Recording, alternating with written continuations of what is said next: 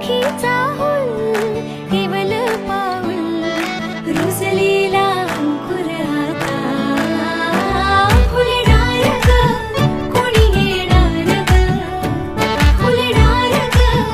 कोणी येणार ग ए चाऊ आणि माऊचे खेळ आपण खेळू ए चाऊ आणि माऊचे खेळ आपण खेळू पितळीचे पाणी तुला बियर आम्ही पिऊ बेटा बियर आम्ही पिऊ